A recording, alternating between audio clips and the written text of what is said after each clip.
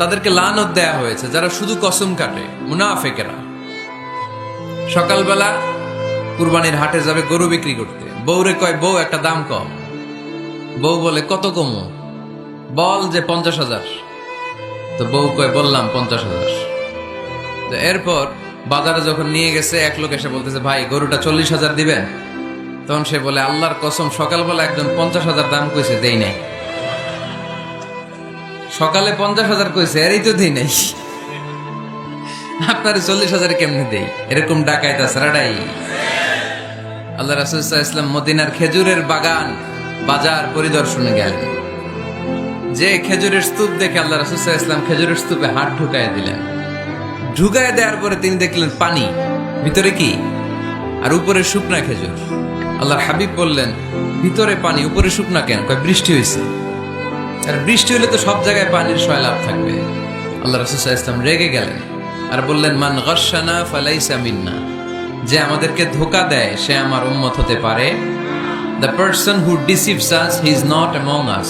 যে লোক আমাদের ধোঁকা দেয় সে আমাদের অন্তর্ভুক্ত। মুসলমানরা কি ধোঁকা দিতে পারে? খাদ্যে ভেজাল দিতে পারে? ওজনে কম দিতে পারে? মাছে ফরমালিন দিতে পারে? টেন্ডারবাজি করতে পারে? চাঁদাবাজি করতে পারে? ক্যাসিনোর ব্যবসা করতে পারে? পারে পারে? এজন্য আমরা যেন ধোঁকাবাজি না করি।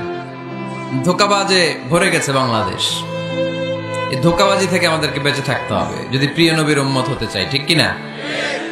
তাহলে আল্লাহ তাআলার কাছে সবচেয়ে প্রিয় জায়গার নাম সবাই বলেন।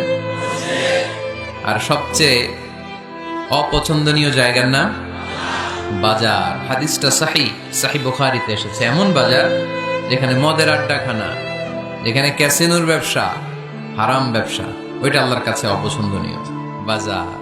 কিন্তু এমন বাজার যেখানে জুয়ার আড্ডা বসে, এমন বাজার যেখানে মদ বিক্রি হয়, এমন বাজার যেখানে নর্তকীদের নাচ গান চলে, এমন বাজার যেখানকার ব্যবসায়ীরা পণ্য বিক্রি করার জন্য খালি কসম কাটে, এরকম আসারা নাই। এই বাজারগুলো আল্লাহর কাছে অপছন্দনীয়। এমনি যে আপনারা সুপার শপে যান, টাঙ্গাইলের মুদি দোকানে যান, বাজারে যান, মাছ বাজারে, এটা আবার আল্লাহর কাছে অপছন্দনীয় না। এরকম বাজারে বিষয় ইসলাম। বৃষ্টি দেখলে, মেঘ দেখলে আল্লাহ রাসূল পেরেশান, একবার ঘরের ভিতরে আরেকবার বাইরে, একবার ভিতরে আরেকবার বাইরে। আম্মা জান বলতেন ইয়া রাসূলুল্লাহ, আকাশে মেঘ দেখলে আপনি পেরেশান হন কেন? আল্লাহ রাসূল কেঁদে কেঁদে বলতেন, আয়েশা আমি জানি না এই বৃষ্টি আর তুফান থেকে মদিনায় সজীব শ্যামল ঘাস লতা পাতা জন্মাবে, নাকি এর মধ্যে থেকে বজ্রপাত এসে আমাদের পাপের কারণে আল্লাহ মদিনাটারে জ্বালিয়ে দিবে, আমি জানি না। আমরাও যে আকাশে মেঘমালা দেখি, আমরা কি জানি এটা কি রহমতের মেঘ না আযাবের মেঘ? জানি আমরা। তারপরও বৃষ্টি আসলে আমাদের গান আসরা নাই।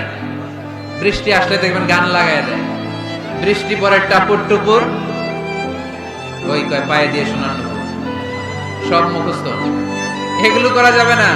বৃষ্টি দেখলে দোয়া পড়তে হবে, আল্লাহুম্মা সাইয়িবান নাফিআ, আল্লাহুম্মা আসকিনা গাইসান মুগীসান মারিআন মারিআন নাফিআন গায়রা দার আজিলান গায়রা আজিল